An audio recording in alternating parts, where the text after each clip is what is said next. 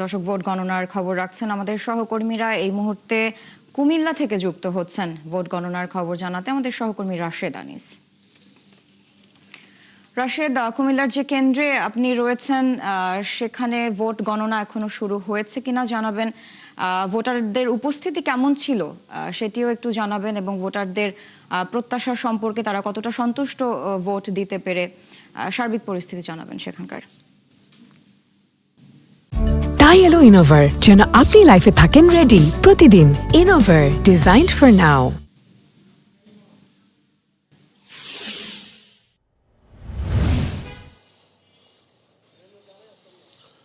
Sir, আমি যদি এখন আমি যেই জায়গাটিতে দাঁড়িয়ে রয়েছি, আপনি হয়তো আমার পেছনের লেখা দেখছেন যে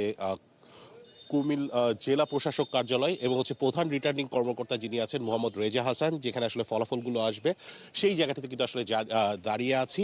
এবং একটি বিষয় জানিয়ে রাখা ভালো যে কুমিল্লায় তার সাথে যখন আমার কথা হচ্ছিল, তিনি কিন্তু বলছিলেন যে 10টা থেকে 11টার মাঝে কিন্তু ফলাফলগুলো আসা শুরু হবে, এবং তিনি নিশ্চিত যে তার মাঝে কুমিল্লায় আপনি জানেন যে প্রায় 11টি আসন, তার মাঝে কোনো না কোনো আসনের ফলাফল চলে আসতে পারে। তবে তিনি একটি বিষয়ে যেটি জানিয়েছেন যে কুমিল্লায় পোস্টাল ভোট যেটি আছে সেই পোস্টাল ভোটও কিন্তু গণভোটের পাশাপাশি গণনা করা হচ্ছে, এবং কুমিল্লায় সবচেয়ে বেশি পোস্টাল ভোট কিন্তু পড়েছে প্রায় 1,11,000, এবং রেজিস্ট্রেশন করা যদি আমি বলি তাহলে প্রায় 72,000 সেই পোস্টাল ভোটও গণনা হবে, যে কারণে একটু বিলম্ব হতে পারে। তার থেকেও বড় কথা যে আমি আজ কুমিল্লা 1 থেকে প্রায় প্রতিটি আসনেই কিন্তু গিয়েছি। খুব যে বেশি বড় কোনো বিশৃঙ্খল ঘটনা সেরকমটাই কিন্তু আমরা সেভাবে শুনিনি। শুনেছিলাম যে কুড়িগ্রামের দিকে কয়েকটি ককটেল বিস্ফোরণ হয়েছে, কিন্তু সেক্ষেত্রে সেনাবাহিনী যখন এসে সেটি কিন্তু থামিয়ে দিয়েছেন। তো আইন শৃঙ্খলা বাহিনী কিন্তু যথেষ্ট পরিমাণে সজাগ ছিলেন। সবচেয়ে বড় যে সংবাদটি সেটি হচ্ছে কুমিল্লা 4 আসন, যেটিতে আসলে 11 দলীয় জোটের ঐক্য জোটের প্রার্থী হাসনাত আবদুল্লাহ, তার সাথে কিন্তু লড়ছিলেন ট্রাক মার্কা গণ অধিকার পরিষদের মোহাম্মদ জসিমউদ্দিন। তিনি কিন্তু ভোট বর্জন করেছেন। অর্থাৎ এর আগেও কিন্তু আমরা দেখেছিলাম যে মঞ্জুরুল হাসান মুন্সি, বিএনপি যিনি প্রার্থী ছিলেন, তিনি কিন্তু ঋণ খেলাপির অভিযোগে প্রার্থিতা পাননি, তার প্রার্থিতাও বাতিল হয়েছে।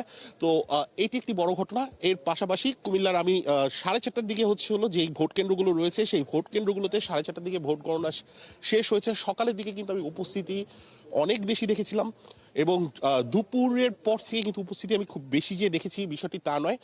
যদি বলি যে ভোট কেন্দ্র এখানে প্রায় 1491টি, এবং প্রতিটি ভোট কেন্দ্রের হিসেবে যদি বলি গড়ে কিন্তু 32 থেকে 45% মতো আমি যতটুকু খবর নিয়েছি ভোট পড়েছে, এবং তারা কিন্তু পছন্দের প্রার্থী যারা রয়েছেন তাদেরকেই ভোট দিয়েছেন।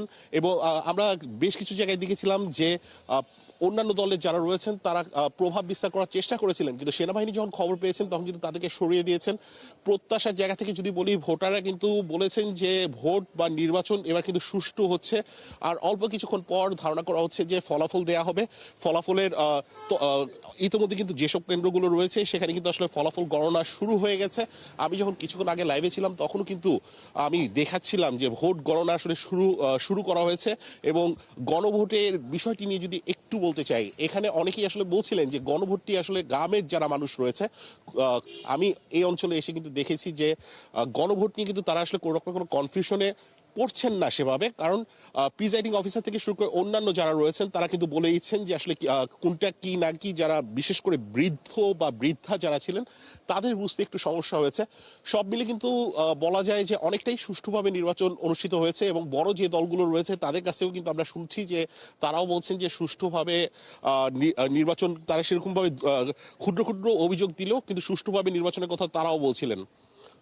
রাশেদ, আপনি থাকুন সেখানে। নিশ্চয়ই ভোট গণনা শেষ হলে আমরা আবারও আপনার সাথে যুক্ত হব এবং সেখানকার আপডেট আপনার মাধ্যমে দর্শকদের জানাবো। দর্শক, কুমিল্লায় ভোট গণনার সবশেষ খবরাখবর জানাচ্ছিলেন আমাদের সহকর্মী রাশেদ আনিস।